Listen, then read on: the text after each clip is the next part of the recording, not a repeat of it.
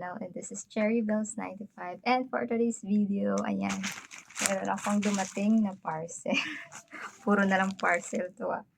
And so, in-order ko siya 2 days ago and dumating siya kaninang morning. Buksan na natin to. Mabilisan lang to guys. Excited na ako. Actually, ano to guys eh.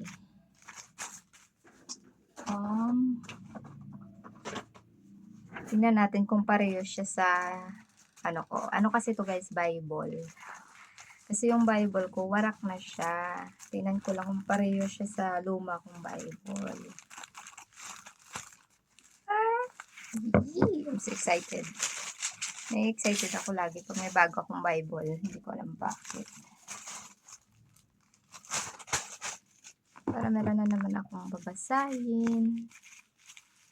Kasi yung Bible ko sobrang luma na talaga niya. Ay, salamat naman. Meron siyang, nag-order ako ng Bible. So, parehong-pareho siya sa dati kong Bible. Pero yung old Bible ko kasi wala ng cover, wala ng mga ganito. Nagkawatak-watak na yung pages niya. Ito siya guys, oh. O, diba makapal na siya? Ganito lang siya dati kakapal, ganyan. Pero sa katagalan kasi 'di ba yung papel kapag ano kumakapal siya. Tingnan mo ang layo na ng kapal niya sa una. Ito lang siya oh. Tsaka warak na siya oh, yung Genesis ko nasa 48 na hindi ko na mahanap. Andito na yung ibang verse niya. Yan. So yun, warak. Sabi nila, pareho sila 'di ba? Yan. Maging proud ka daw kapag yung Bible mo is laging warak kasi ibig sabihin lagi mong binabasa kaya mabilis siyang masira. Huwag kang maging proud kung yung Bible mo is mukhang bago lagi kasi ibig sabihin hindi mo siya binabasa. So yeah, meron na naman akong bagong wawarakin. Wawarakin talaga. Pero yeah, excited na naman ako at bibili pa ako ng mga highlighter para pang highlight na naman. And meron siyang free na ganito oh. Ang cute. Wisdom for life. Wisdom will add years to your life. Proverbs 9:11. Free pocket New Testament. Bicol, Cebuano, Cuyonon, English, Hiligaynon, Ibanag, Ilocano, Pampanga, Pangasinan, Tagalog, Eastern Waray, Northern Waray, Standard, TGP. Ay, sponsor pa nila yung TGP, The Generic Pharmacy, Robinson's Retail. So, thank you so much po, seller, sa pa-free naman na ano, pa-free, ang tawag dyan. Pa-free nito. So, meron siyang nakasulat dito is book ng Proverbs. Alam niyo kung anong favorite verse ko sa Proverbs? Proverbs 3:5. Yan yung favorite ko. Basahin natin. Nagbasa pa ng Bible eh. 3:5, ayan. Trust in the Lord with all your heart. Never rely on what you think you know. Diba? Verse 6, remember the Lord in everything you do and He will show you the right way. Yeah.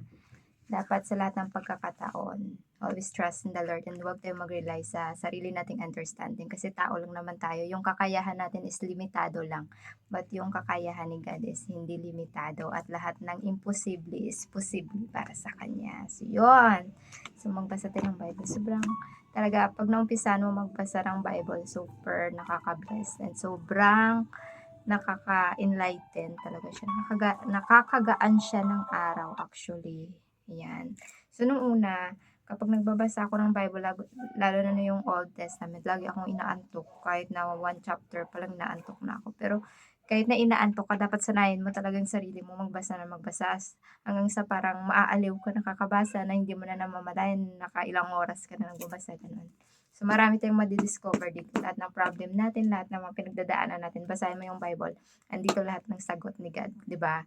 Kasi kapag nagpe-pray naman tayo, sinasabi lang natin kay God yung ating mga yung ating mga pinipray, mga hinihingi, hindi naman natin naririnig, wala namang directly na bumubulong si God sa isip or sa tenga natin kung ano yung sagot sa panalangin natin. Siguro may mga taong gano'n na feeling nila nakakarinig sila na kay God. Pero normally yung sagot ni God sa mga prayer natin is nandito sa loob ng Bible. Kaya always read your Bible. Always read your Bible every day. Ayan.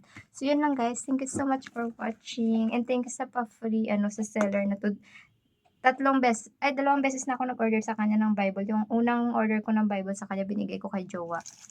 Ayun. So, yung seller, Bible Online Manila. Thank you, Manila. Dito lang pala siya sa Las Piñas din. Thank you so much po. Thank you guys. God bless you all. Ingat kayo palagi. Bye-bye.